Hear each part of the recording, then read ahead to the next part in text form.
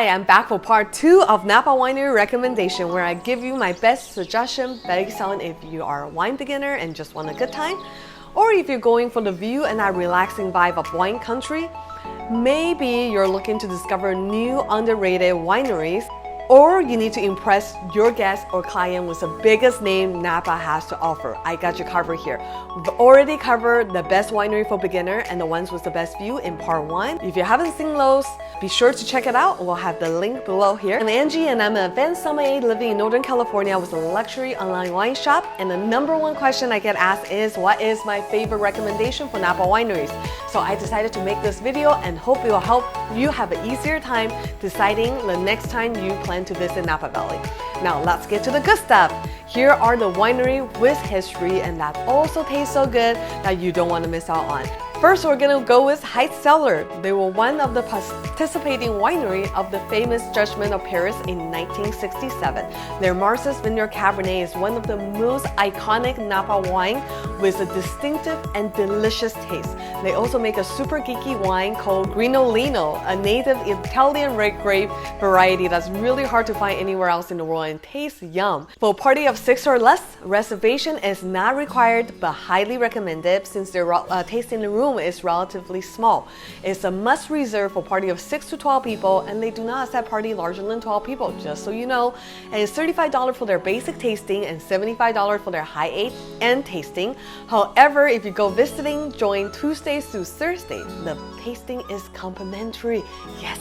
Sign me up, please. Second recommendation is Fremont Abbey. Established in 1886, Fremont Abbey is one of the oldest winery in Napa and one of the first to give a vineyard destination to their wine, which is their Boucher and Sycamore Vineyard. They also were one of the wineries that was included in the judgment of 1967. Furthermore, recent remodeling of the winery added a restaurant. It's called Two Birds, One Stone, and updated their tasting room, which really added the overall experience.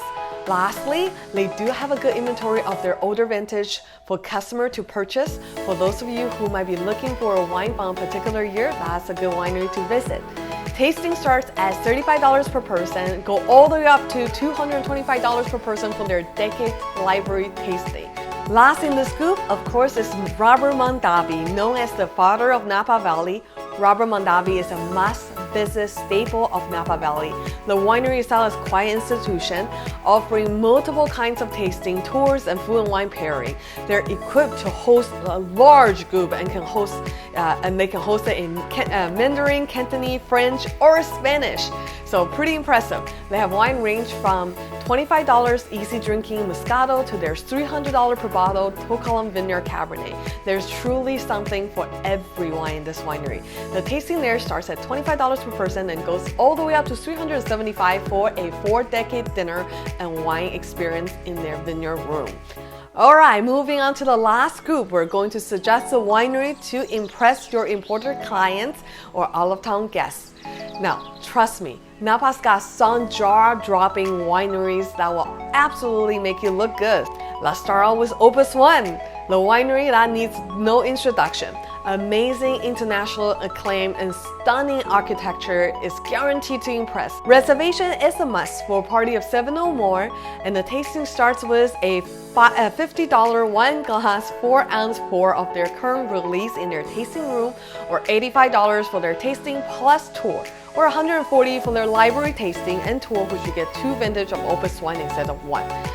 Alright, moving on to Chateau Montelena, the Chardonnay that went against the best from Burgundy and put California on the map as the premier wine region in the 1976 Judgment of Paris, was none other than the Chardonnay from Chateau Montelena. If that isn't well enough for your guests, how about the stone building that was made in 1888 that resembled an English Gothic castle? Don't forget to take a walk outside in the pond and check out the Asian-inspired bridge as well. Reservation is not required for their current release tasting at $30 per person. All other tasting are by appointments only, and the price can go up to $95 per person for their semi-private tour and seated tasting. Lastly, I'm going to talk about one of my personal favorite, Promontory, created by Bill Harlan and opened in 2017. This is a sister winery that just might be the closest thing to Harlan that people can go and taste. They only do small group private tour and tasting, and it's by appointments only. The venue is modern and beautiful, and they serve you a glass of Dom Perignon as soon as you arrive. Of course, with the VIP treatment like that, you better be ready to fork out $200 per person for this experience. Private tasting and tour, as I mentioned earlier, are by appointments only. They're usually booked 4 to 6 weeks out, so plan ahead for your visit. Tastings are for intimate group of 8 or less.